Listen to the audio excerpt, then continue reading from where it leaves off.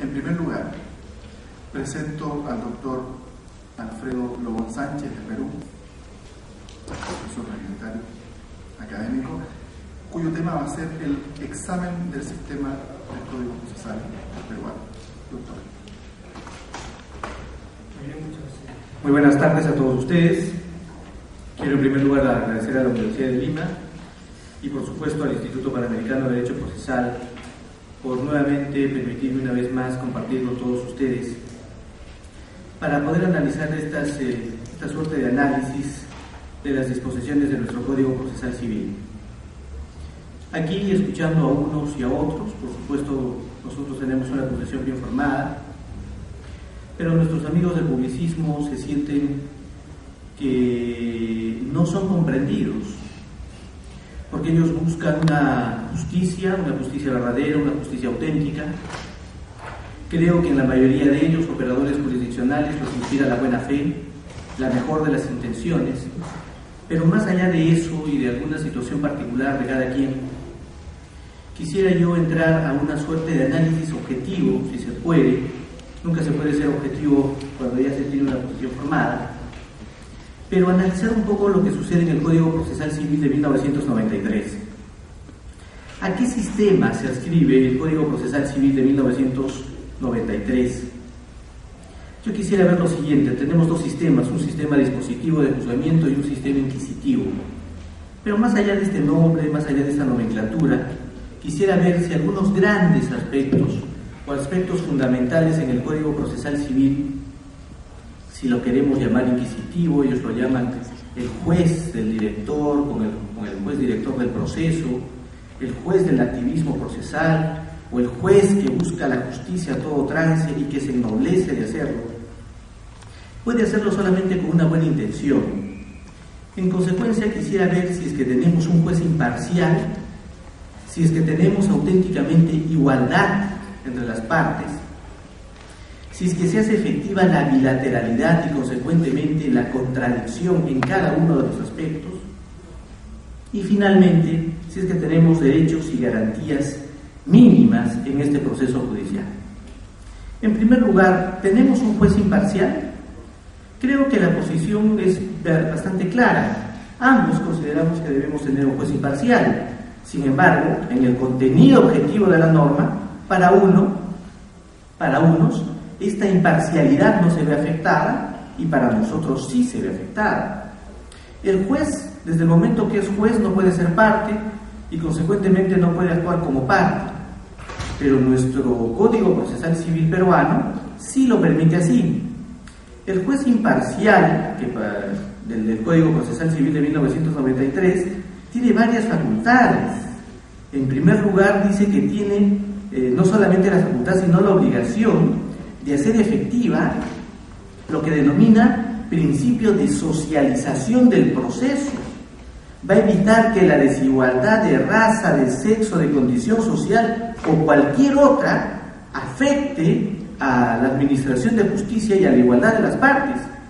No sé cómo va a poder este juez hacer efectiva esta desigualdad, igualar a los desiguales en condiciones distintas, pero el juez, que debe permanecer equidistante a ambas partes, sin embargo lo va a poder lograr. No se sabe cómo. Yo lo he revisado y leído el código y no lo encuentro. El código además tiene un pequeño defecto, que no tiene exposición oficial de motivos, y tratar de lograr esto y hacerlo sin afectar su imparcialidad me parece una tarea sumamente difícil, pero es lograda seguramente por varios operadores jurisdiccionales. Habría que ver y que nos expliquen en cada caso concreto cómo lo han logrado y al tiempo de lograrlo cómo va a afectar su imparcialidad. El código le permite al juez poder realizar una actividad probatoria intensa. En primer lugar, el código dispone que el juez podrá interrogar a las partes en cualquier estado del proceso, artículo 51, inciso 3. Y si el juez puede interrogar a las partes del proceso, particularmente interrogará a una y a otra, y con la finalidad de lograr una meta determinada. Al hacerlo, sus preguntas y las respuestas correspondientes podrán influir, y para eso han sido dictadas en la decisión final. Consecuentemente, si el juez interroga a las partes en cualquier momento y obtiene información, será de beneficio, obviamente, a un litigante en perjuicio del otro. Si yo fuera el abogado del cliente quien se interroga, estaría dándome cuenta de manera perfectamente clara que no estoy litigando contra mi parte contraria, estoy litigando contra el juez. Si como consecuencia de las respuestas de mi cliente se obtiene una información y esa información es relevante para el proceso y perjudicial, me habré dado cuenta perfectamente bien que quien me ganó el proceso judicial no fue mi parte contraria, fue el juez. No solamente se une a esta circunstancia, que el juez pueda preguntar e interrogar a las partes en cualquier momento del proceso, sino que además puede hacerlo sin límite. Recordemos nosotros que la prueba de declaración de parte en nuestro Código Procesal Civil tiene un número de preguntas que no puede exceder de 20. Si el proceso es complicado o las causas lo ameritan, el juez podrá preguntar 15, 18, 20 o 150 preguntas sin limitación alguna. Voy a ir avanzando porque el tiempo es excesivamente corto. Además, el juez puede también ordenar prueba de oficio.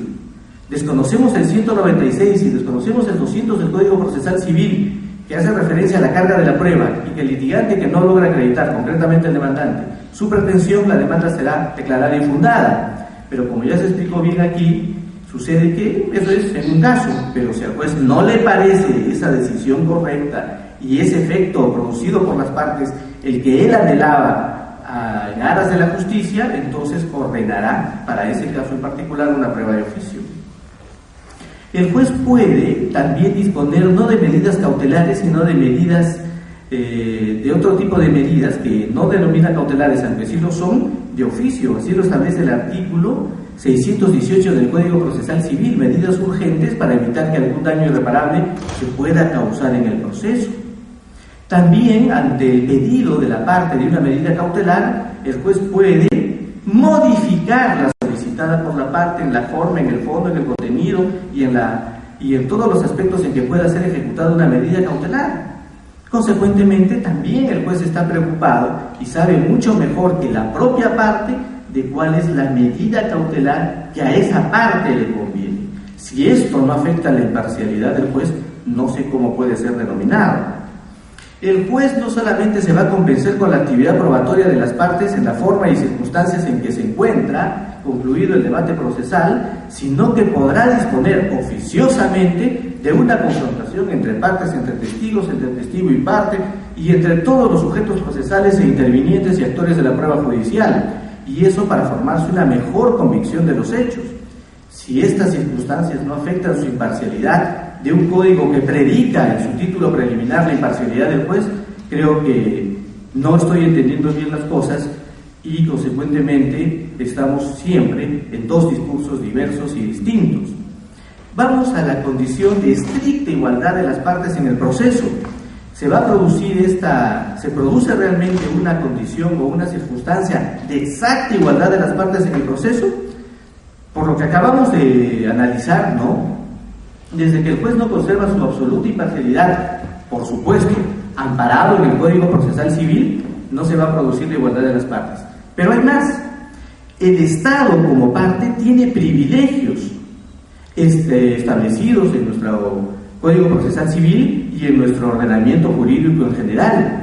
Y el Código Procesal Civil lo reconoce de esta manera. Es el artículo 59 que dice al Estado se le reconocen los privilegios como parte del proceso que están establecidas en las normas legales pertinentes.